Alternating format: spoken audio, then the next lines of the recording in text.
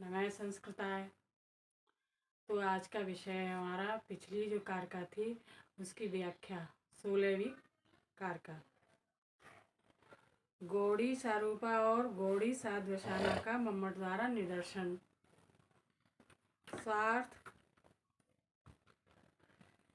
स्वार्थ से चारणो गुणा जाडे मान्द्या दयो लक्ष्य माणाप गौ शब्द पदार्थ अभिधाने प्रबत्त निबद्धित्व उपयांतीत के चित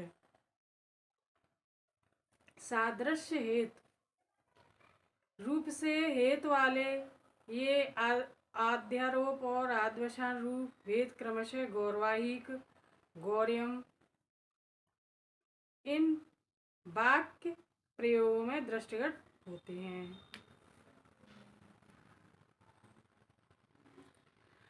अत्र ही स्वार्थ से चारणो गुणा जाड्य मंदा दयो लक्ष्यमाणाप तो अपि गौ शब्दस्य पदार्थ अभिधाने प्रवृत्त निवृत्त उपयंत केचित। यहाँ पर स्वार्थ के सहचारी जाड्य मंदाद गुण लक्षित होते हुए भी गौ शब्द के परार्थ यानी वाहिकार्थ के कथन में प्रवृत्त का कारण बनते हैं, ऐसा कुछ विद्वानों का मत है। स्वार्थ से चार गुणा वेदेन पदार्थ गता गुणा अब एव लक्ष्यन्ते न तो परार्थो अविधीयत इत्यन्ते। गौ शब्द के स्वार्थ के सहचारी जाड्याद गुणों से अभेद के कारण परार्थ यानी वाहिकार्थ के सहचारी गुण ही लक्षित होते हैं। न तो परार्थो अविधीयत इत्यन्ते, किंतु परार्थ का कथन नहीं होता है, ऐसा अन्य विद्वान कहते हैं। साधारण गुणाश्रयत्वेन पदार्थ एव लक्ष्यत इत्यपरे। साधारण यानी सामान्य गुणों का आश्रय होने के कारण परार्थ ही लक्षित किया जाता है, ऐसा कोई और विद्वान मानते हैं। तो ये इसका अनुवाद है। गौड़ी सारूपा और गौड़ी साध्वसाना का मम्मट द्वारा निदर्शन है इसमें। तो इसकी व्याख्या है। गौड़ी लक्षणा का हेतु सादृश्य होता है। जब इस सादृश्य का विषयी द्वारा विषय पर आरोप किया जाता है तो वहां पर यह गौड़ी लक्षण सारूपा कहलाती है। जैसे गौरवाहिक यानी वाहिक तो बैल है, यहाँ पर गौ रूप अर्थ के सहचारी जाड़े मंदाद गुणों के सादृश्य के कारण विषयी का वाहिक रूप विषय पर आरोप किया गया है। जब इस सादृश्य के कारण विषयी द्वारा विषय को अंतर्लीन कर लिया जाता है तो वहां पर गौड़ी साध्वसाना लक्षणा होती है। जैसे गौर्यम, यह भी बैल है, यहाँ पर स्वार्थ सहचारी जाड़े मंदाद गुणों के कारण गौरूप विषयी द्वारा विषय का निग्रहण कर लिया गया है। किंतु गौड़ी लक्षणा के इन दोनों वेदों का क्या प्रयोजन होता है, इस विषय में विद्वानों के मतभेद हैं। मम्मट ने एक द्विशक 3 मतों का उल्लेख किया है, जिनका संक्षिप्त विवेचन इस प्रकार है। पहला है, गौ शब्द का स्वार्थ यानी मुख्यार्थ तो है गौत्व का रूप सामान्य, जिसका वाहिक रूप अर्थ से संबंध तक सिद्ध नहीं हो सकता। जब तक इस शब्द के द्वारा इसी गोत्र रूप अर्थ से संप्रक्त किवाम संबद्ध जाडे मांद आद रूप अर्थ लक्षित न हो जाए। गौ पद की लक्षणा से जाड़े मंदाद रूप अर्थों की प्रतीत होने पर इन्हीं की नियामकता से गौ पद का अविधेय गौत्र रूप अर्थ अपने से भिन्न वाहिक रूप अर्थ से अन्वित हो जाता है। इस प्रकार गौ और वाहिक पदों में समानाधिकरण सीधे अविधा से नहीं होता, अपितु गौ पद की लक्षणा से गौत्र रूप अर्थ में समवेत जाडे मंदाद गुणों की प्रतीत होता है।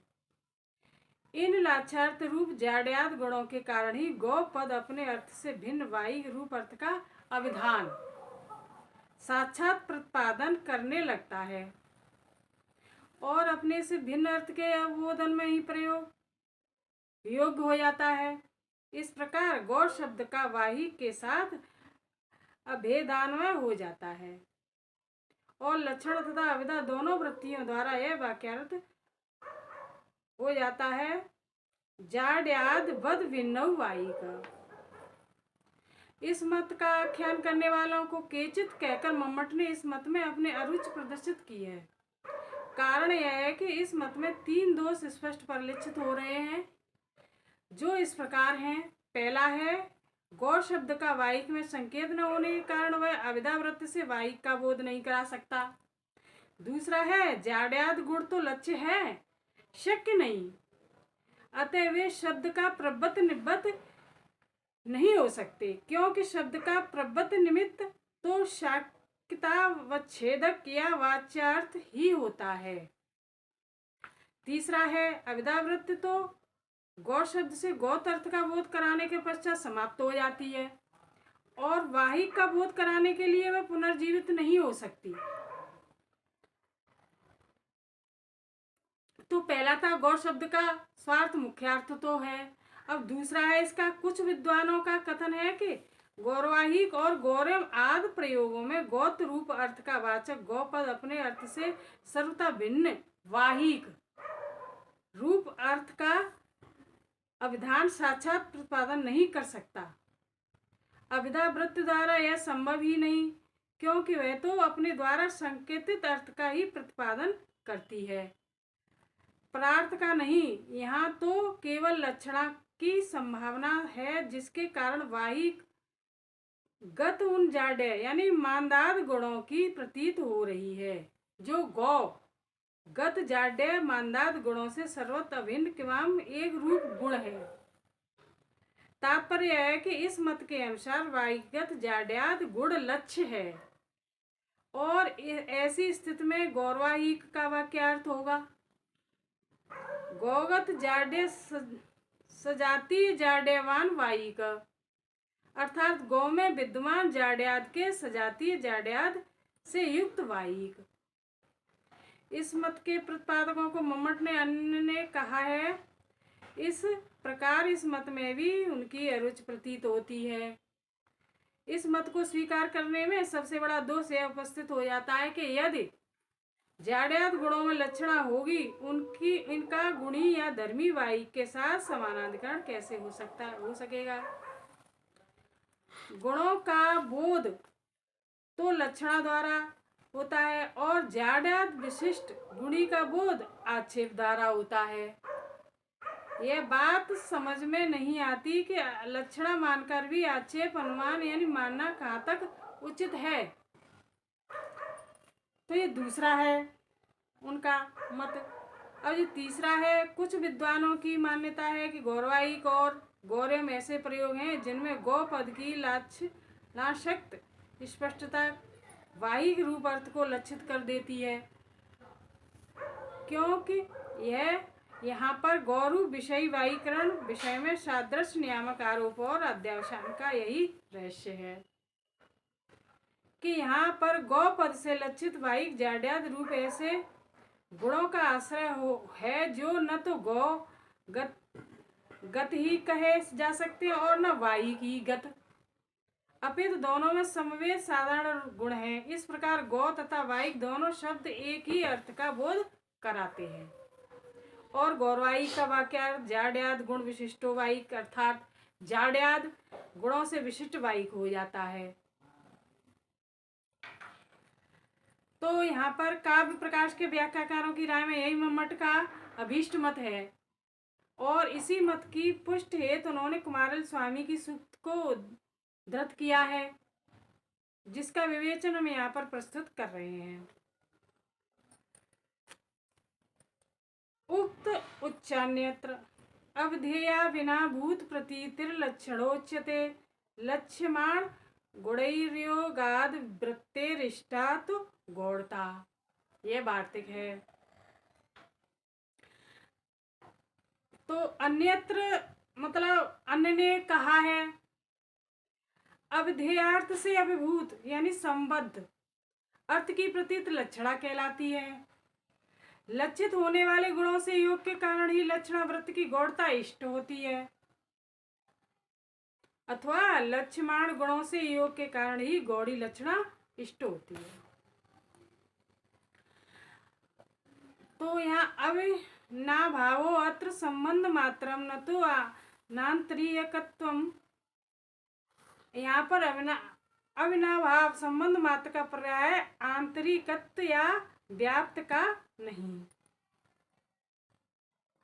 तत्व ही मंचाक्रोशन्त्यादो न लक्षणा स्यात्, आंतरिकत्व का पर्याय होने पर तो मंचाक्रोशंत यानी मचान चिल्लाते हैं इत्यादि वाक्य में न लक्षणा स्यात् लक्षणा ही नहीं होगी। अविनाभावे साक्षेपेणैव सिद्धेर लक्षणाया नो उपयोग इत्युक्तम, और अविनाभाव यानी व्याप्त होने पर आक्षेप यानी अनुमान या अर्थापत्ति द्वारा ही अर्थ सिद्ध हो जाने के कारण लक्षणा का कोई उपयोग नहीं रहता, ऐसा कहा जा चुका है।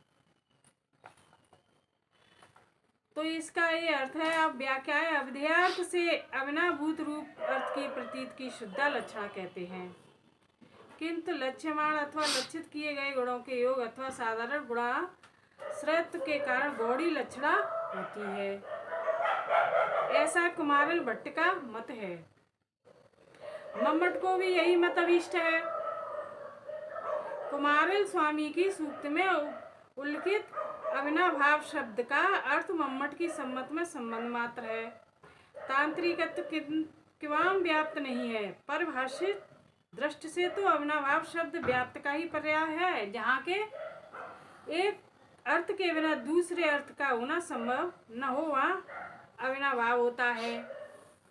जैसे अग्नि के बिना धूम का अस्तित्व नहीं हो सकता, इसलिए यत्र धूमस्त्र है वहिन्न में धूम और अग्नि, धूम और अग्नि में अविनाभाव है। इस प्रकार अविनाभाव का अर्थ व्याप्त हुआ, किंतु इस सूक्त में अविनाभाव का अर्थ व्याप्त मान लिया जाए तो मंचाक्रोशंत इत्यादि प्रयोग में लक्षणा संभव नहीं है, क्योंकि मंच यानी मचान और मंचस्थ पुरुषों में कोई व्याप्त या तांत्रिकत्व नहीं है। यदि अविनाभाव में आक्षेप करने से ही पुरुष रूप अमुक अर्थ की सिद्ध हो सकती है, तो वहाँ अनुमान या अर्थापत्ति का ही उपयोग होगा, लक्षणा का नहीं। जैसा कि दशमी कारका के विवेचन में गौर अनुबंध तथा पीनो देवदत्तो दीवान भुंगते इन प्रयोगों में लक्षणा का न होना सिद्ध कहा जा चुका है, किंतु मंचाक्रोशंत वाक्य में तो मीमांसक भी लक्षणा मानते हैं, तो फिर यहाँ आक्षेप की कोई आवश्यकता नहीं है। और यदि आक्षेप की कोई आवश्यकता नहीं है तो अविनाभाव शब्द का अर्थ संबंध मात्र मानना उचित है, व्याप्त या नांतरिकत्व नहीं। अब शुद्ध सारूपा और शुद्ध साधुसाना का निदर्शन है। आयुर्गतम आयुर्वेदा अर्म त्यादौ च सादृश्यादन्य कार्य कारण भावाद संबंधातरम। आयुर्गतम यानी घी आई ही है, आयुर्रे वेदम यह तो आई हुई है, इत्यादि प्रयोगों में सादृश्य से भिन्न कार्य कारण भावाद कोई अन्य संबंध है। एवं माधव च कार्य कारण भावाद लक्षण पूर्वे आरोप आद्य बसाने कार्य कारण भावाद लक्षणों से युक्त ऐसे प्रयोग में क्रमशः आरोप और अध्यवसाना होते हैं। तो इसका अनुवाद था। व्याख्या है, गौड़ी लक्षणा का मुख्य हेतु सादृश्य एवं साधर्म होता है, किंतु साधर्म से भिन्न अन्य किसी संबंध की हेतुता में शुद्धा लक्षणा होती है। आरोप और अध्यवसान भेद से शुद्धा लक्षणा भी दो प्रकार की होती है। यहाँ विषयी का विषय में आरोप होता है, वहाँ सारूप लक्षणा होती है। जैसे आयुर्गतम घी ही आयु है, इत्यादि प्रयोग में आय और घृतम पद में कार्य कारण भाव संबंध है, किंतु यहाँ पर कार्य रूप विषय आयुष्ट का कारण रूप विषय यानी घृत में आरोप किया गया है। अतः इस प्रयोग में शुद्धाशारोप लक्षणा है। आयुरे वेदम, यह तो आयु ही है। इत्यादि प्रयोग में कार्य कारण भाव संबंध है और कार्य रूप विषय यानी आयुष्ट द्वारा अपने कारण रूप विषय यानी घृत का अंतर्लीन कर लिया गया है, इसलिए यहाँ पर शुद्धाशारोपा लक्षणा है। अब आरोप और अध्यारोप के अपने अपने प्रयोजन। अत्र गौड़ वेदयोर वेदयपि तावद्रूप्य प्रतीत सर्व थैवा वेदा व गमस्य प्रयोजनम। यहाँ पर गौड़ी और शुद्धा के चारों उदाहरणों में गौणों के दो भेदों में विषयी तथा विषयक का भेद होने पर भी तद्रूपता एक रूपता की प्रतीत तथा सर्वथा भेद का अवबोधन कराना ही प्रयोजन है। शुद्ध वेदयोस्तत्त्वन्य वैलक्षण्ये नाव्य अभिचारेण च कार्य कारणत्वादि। शुद्धा के दोनों वेदों में तो अन्य यानी दुग्धादि की अपेक्षा विलक्षण रूप से आयुर्वृद्धि आदि कार्य करने की तथा व्यभिचार यानी नियम से आयुर्वृद्धि आदि कार्य करने की प्रतीत करना प्रयोजन है। यह इसका अर्थ है। अनुवाद व्याख्या है इसकी। गौड़ी और शुद्धा लक्षणाओं का निरूपण करते समय आचार्य मम्मट ने क्रमशः गौरवाहिक गौर्यम, आयुर्गतम और आयुर्वेदम ये चार उदाहरण प्रस्तुत किए हैं। इनमें से प्रथम तो गौड़ी लक्षणा के भेद हैं और अंतिम दो शुद्धा लक्षणा के। अधिकांश लाक्षणिक प्रयोग किसी न किसी प्रयोजनवश ही किए जाते हैं। अब देखना यह है कि इन चारों लक्षणाओं के क्या क्या प्रयोजन हैं। मम्मट की सम्मत में गौड़ी सारोपा लक्षणा का प्रयोग गौरवाहिक में विषयी यानी गौ तथा विषयक यानी वाहिक में भेद होने पर भी उनमें ताद्रूप किवाम एक रूपता की प्रतीत कराना प्रयोजन है। जबकि गौड़ी साध्वसान लक्षणा के प्रयोग गौर्य में विषय और विषय में अभेद का प्रतीत कराना प्रयोजन है। शुद्धा सारोपा के उदाहरण आयुर्गतम में घृत रूप कारण की दुग्धादि अन्य कारणों की अपेक्षा विलक्षण कारकता दर्शाना प्रयोजन है। अर्थात यह दर्शाना कि दुग्धादि कारणों की अपेक्षा घृत का सेवन करने से आयु वृद्धि होती है, इस लक्षण का प्रयोजन है।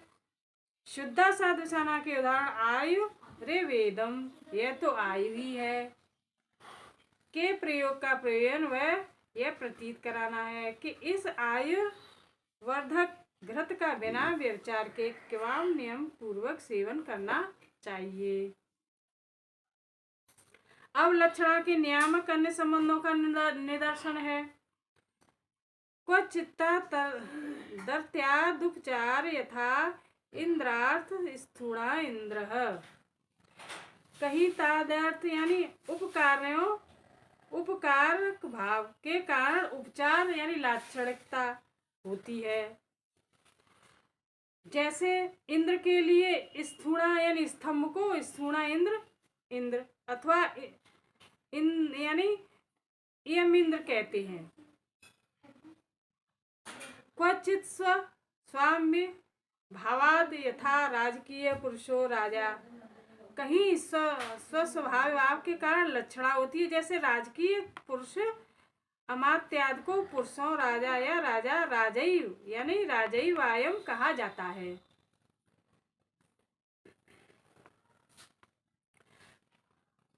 क्वचिद वयावह वय विभावद यथा कहा जाता है। कहीं अवयवाव वय विभाव के कारण लक्षणा होती है। यथा यानी जैसे अग्रहस्त इत्यत्र अग्रमात्रे अवयवे हस्त, अग्रहस्त अग्रहस्तस्य अग्रहस्तः। इस प्रयोग में अग्रमात्र अवयव में हस्त शब्द का प्रयोग होता है। क्वचित्तात कर्मात्, कहीं पर तात्कर्म, कहीं किसी का जातीय कर्म करने के कारण भी लक्षणा होती है। जैसे अतच्छा तच्छा, तच्छा यानी बढ़ई का कर्म करने वाले अतच्छा का भी अच्छा कहते हैं। इसकी व्याख्या है, उपचार शब्द का अर्थ है लाक्षणिक प्रयोग।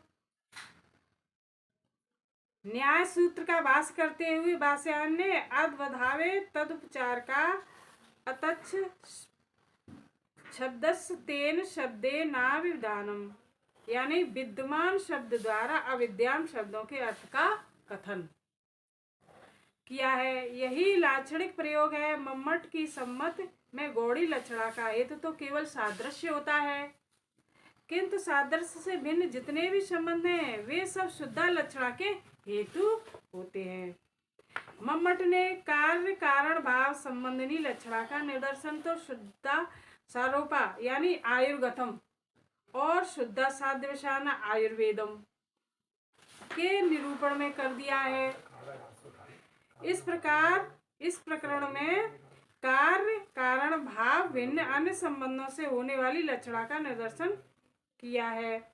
इन संबंधों में सर्वप्रथम है तादर्थ, जिसका अर्थ है तस्मै इदम तदर्थम, तस्य भाव तादर्थ्यम अर्थात उपकारक भाव। उदाहरणार्थ व्याकरण में तादात में चतुर्थी वाच्या एक वार्तिक है और वहां तादर्थ के रूप में उपाय दारू उदाहरण के रूप में प्रस्तुत किया जाता है। दारू यूप का उपकारक है और यूप दारू का उपकार, इसलिए तादार्थ को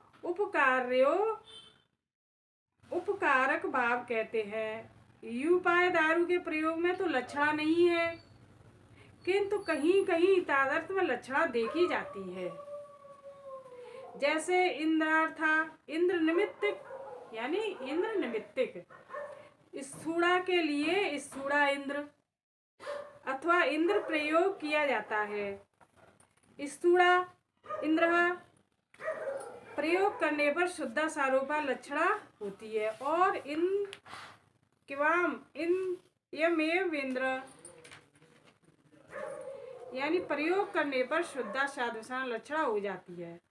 शुद्धा के ये दोनों वे स्वस्वामी भाव संबंध में भी देखे जा सकते हैं। जैसे किसी राजकीय पुरुष को पुरुषो राजा अथवा राजा राजई वायम कहने में अमात्याद राजकीय पुरुष भी राजा से कम नहीं होता, उसकी आज्ञाएं अनुलंघनीय है। ये इन प्रयोगों के प्रयोजन है। कहीं कहीं अवयव भाव संबंध भी लक्षणा का हेतु होता है। उदाहरणार्थ हस्त के अवयव रूप अग्रहस्त की सशक्तता दर्शाने के प्रयोग से अग्रमात्र को ही हस्त कहा दिया जाता है। अंतिम संबंध तत्कर्म है, जिसकी जात या समूह विशेष के पैतृक या जातीय कर्म को तत्कर्म कहते हैं और उसे करने के भाव को तात्कर्म कहते हैं। उस कर्म विशेष के करने के कारण ही उस वर्ग या जात की एक विशिष्ट पहचान बनती है। उदाहरण के लिए लकड़ी का कार्य करने वाली जात विशेष को तच्छा कहते हैं। यदि कोई अतच्छा भी लकड़ी का काम करने लगता है और यह भी तच्छा की भांति कुशल कारीगर हो जाता है, तो उसके कौशल का प्रदर्शन करने के प्रयोजन से उस अतच्छा को भी तच्छा कह दिया जाता है। तो ये वीडियो यहीं समाप्त है। अब अगला वीडियो लेकर आएंगे, तब तक के लिए नमः संस्कृताय।